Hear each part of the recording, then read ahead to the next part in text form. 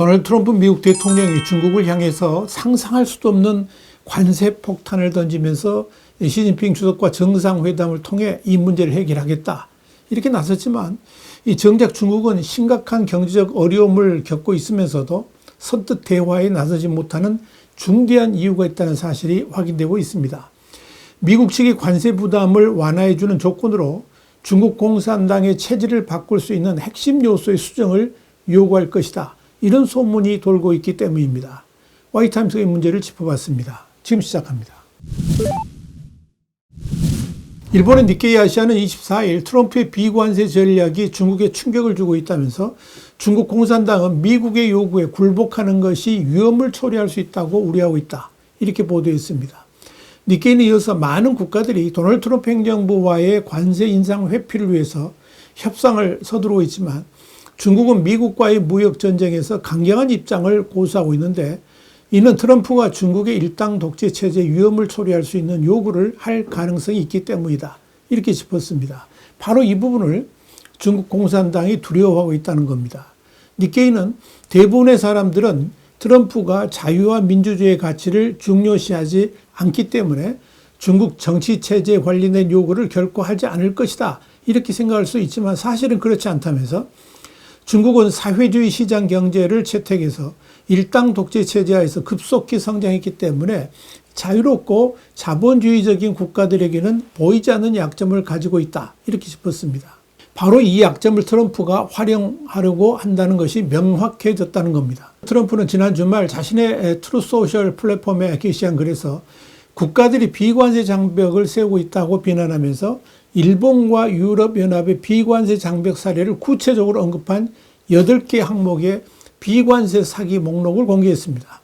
이는 무역협상 전에 외국에 엄중한 경고를 보내는 전략의 일환이었습니다. 트럼프 대통령은 자신의 트루스 소셜 계정에 환율 조작, 그 다음에 부가가치세, 덤핑, 정부 보조금, 수입 농산물에 적용되는 기준, 안전에 관한 각종 기준, 지식재산권 침해, 환적, 그러니까 관세 회피를 위한 우회 수출 같은 8가지의 비관세 부정 행위를 적시했습니다. 이 중 환율을 가장 먼저 거론한 건 이 통상협상에서 이 의제에 집중할 수 있다는 메시지를 낸 것으로 해석이 됩니다.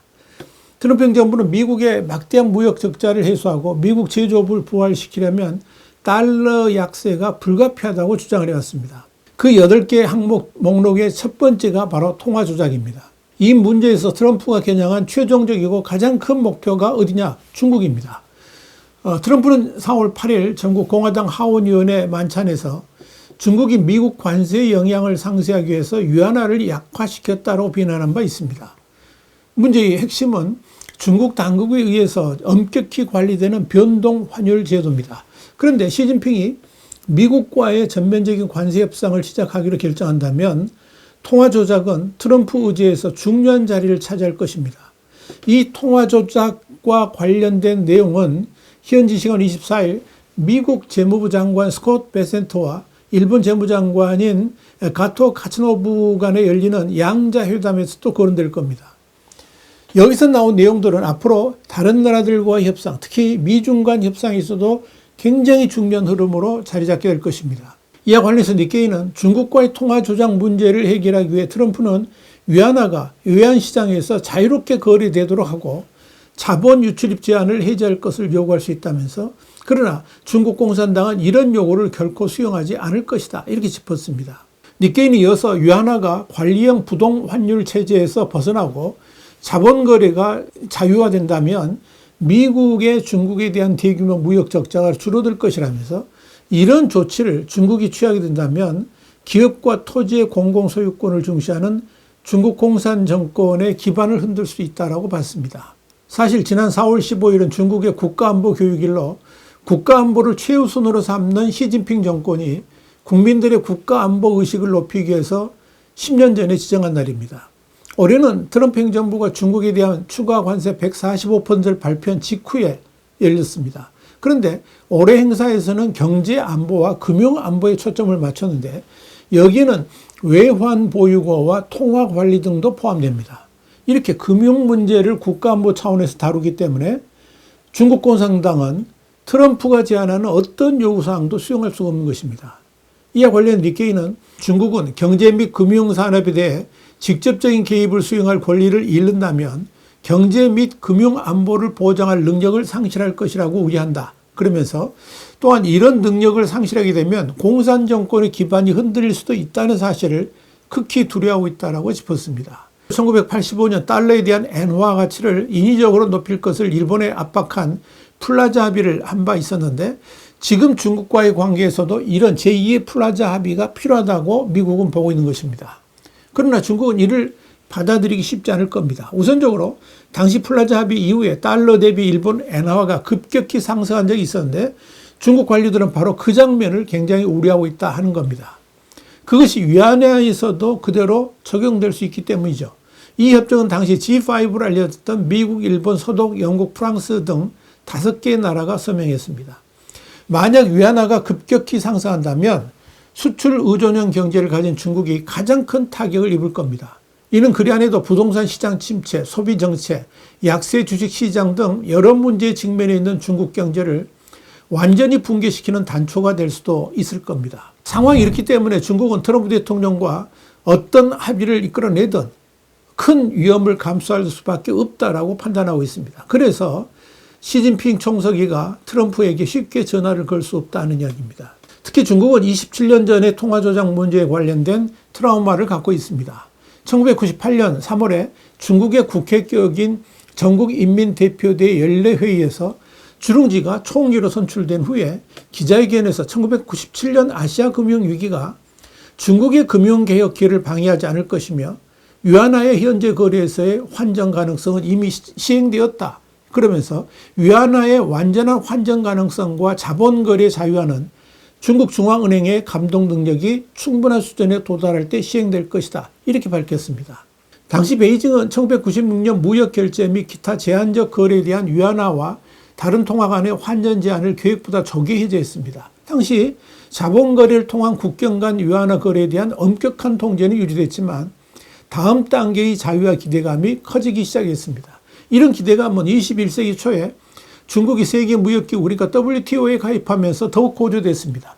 2010년 중국이 미국에 의해서 세계 2위 경제대국으로 부상하면서 기대는 더욱 높아진 겁니다. 그런데 주룽지 총리가 1998년 첫 기자회견에서 자본거래 자유화를 약속한 지 27년이 지난 현재 자본거래 자유화는 여전히 실현되지 않고 있고 중앙은행의 감독 능력은 더 이상 지연의 이유로 삼을 수도 없을 겁니다. 특히 중국이 위안화의 거래 한도와 자본 유출 규모를 제한하는 것은 새로운 일은 아닙니다. 새로운 것은 중국이 이제 보호주의의 강력한 반대자이자 자유무역의 옹호자로 자신을 포지셔닝하고 있다는 겁니다. 한마디로 코미디 같은 일이 지금 벌어지고 있는 겁니다. 중국의 상무부 대변인은 화해는 평화를 가져오지 않을 것이며 타협은 존중받지 않을 것이다. 이렇게 말했습니다. 이는 마치 1930년대 영국과 프랑스가 나치 독일에게 채택한 정책을 생각나게 만듭니다. 영국과 프랑스의 약 1세기 전 정책은 아돌프 히틀러에게 영토 양보를 통해서 나치 독일과의 전쟁을 피하려는 것이었습니다. 그러나 이 정책은 독재자를 더욱 강경하게 만들었고 결국 2차 세계대전을 막지 못했던 겁니다. 그런데 중국 상무부 대변인의 발언은 마치 트럼프와 히틀러를 비교하도록 유도하는 듯 보입니다. 아마도 이 성명은 최고 지도부의 승인을 받았을 겁니다. 트럼프 행정부는 관세 협상을 통해 무역 파트너들이 중국과의 무역을 제한하도록 압박할 계획이고 중국이 미국의 이익을 해치는 거래를 맺은 국가들에 대해서 반격 조치를 취할 것이라고 경고했습니다. 사실 중국은 트럼프가 4월 2일 글로벌 국가 대부분에 대해서 더 높은 상호주의적 관세를 발표했을 때 중국은 아마도 고립을 피했다는 점에서 안도했을 겁니다.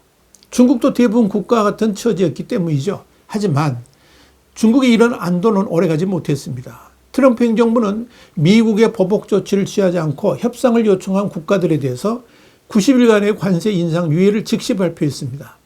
물론 기본 관세율 10%는 유지됩니다.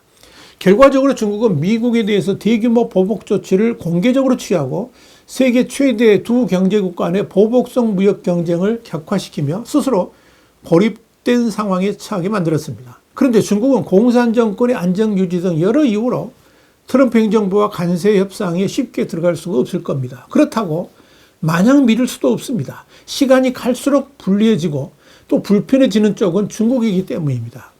이런 상황에서 세계 다른 국가들이 할 수 있는 것은 두 국가 간의 대화를 주시하는 것입니다. 와이타임스 국제정세 분석의 주북이었습니다. 감사합니다.